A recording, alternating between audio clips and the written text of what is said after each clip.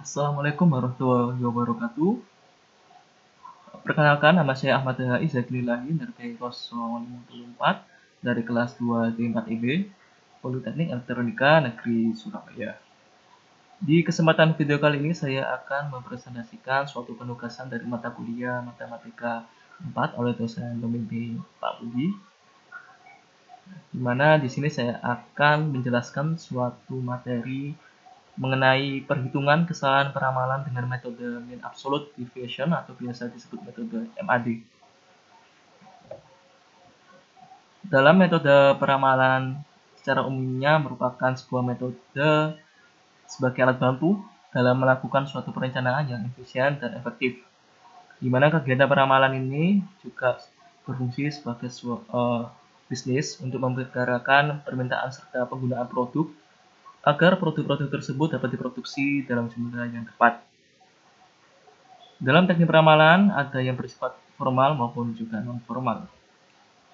Adapun metode-metode yang digunakan dalam perhitungan peramalan di sini, yang pertama terdapat metode konstan, kemudian metode linear trend, ketiga metode kuadratik, keempat metode moving average,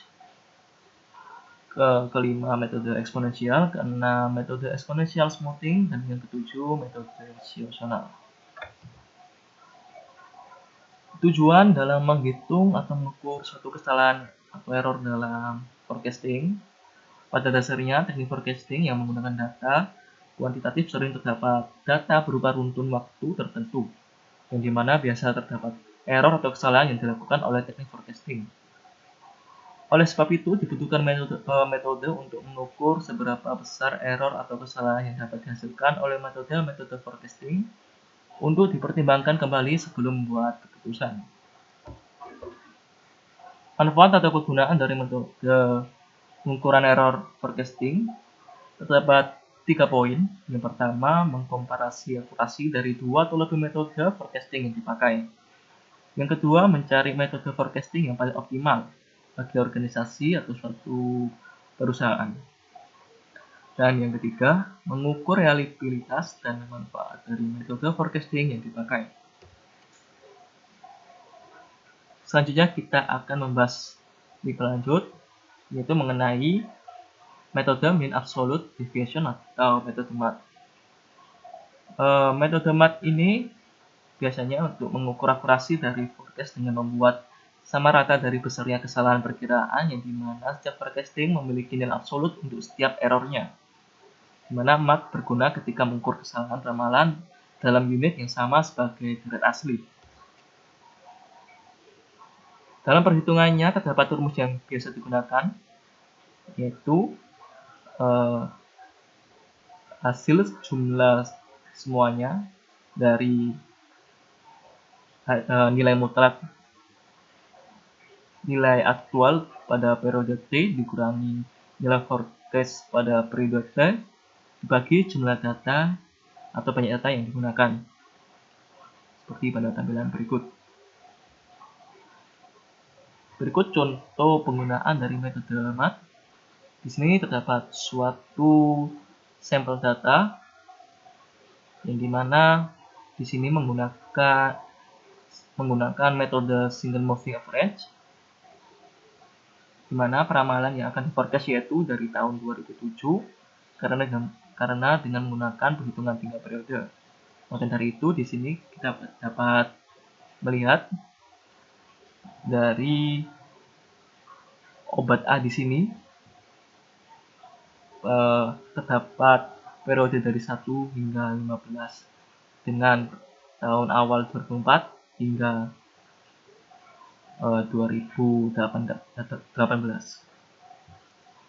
Di sini terdapat XD yang tertera nilainya dari 568 dan beberapa nilai lainnya. Dan dengan melakukan perhitungan sesuai rumus metode single moving average, kita bisa dapatkan nilai peramalannya di sini atau nilai XD-nya di sini dengan nilai sekian. Kemudian dengan menghitung selisih dari nilai asli dengan nilai forecastingnya, kita dapat mendapatkan nilai errornya di sini dengan dimulai dari 2007 karena kita menggunakan bobot 3 atau 3 periode di sini. Kemudian kita absolutkan nilainya menjadi nilai mutlak atau semuanya bernilai positif, maka total yang dihasilkannya yaitu sebesar 2657. Kemudian kita masukkan saja ke rumus metode MAD di sini, di mana dengan perhitungannya dari hasil 2657 dibagi 12, yaitu banyak data yang digunakan di sini, maka hasil yang didapatkan yaitu sekitar 221,4. Jika dibuatkan akan menjadi 221. Kemudian juga terdapat apabila kita menggunakan metode lainnya untuk membandingkannya.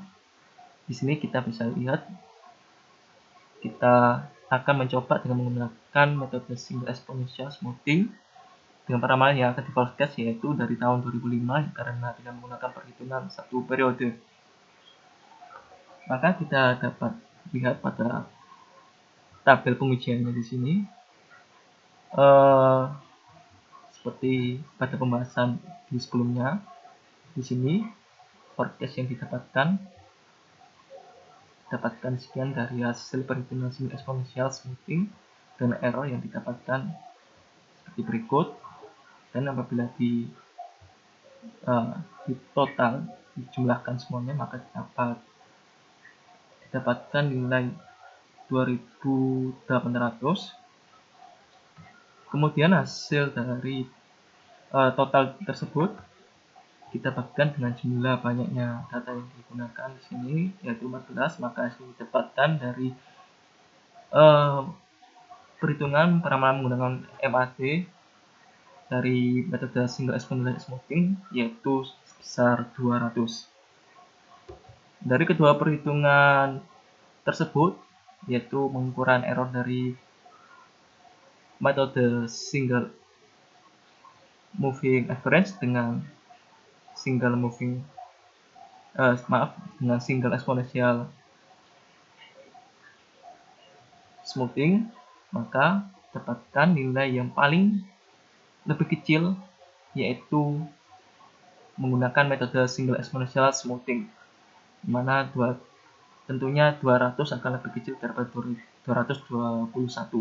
Maka metode single exponential smoothing akan lebih cocok digunakan dalam kasus pengujian sebelumnya.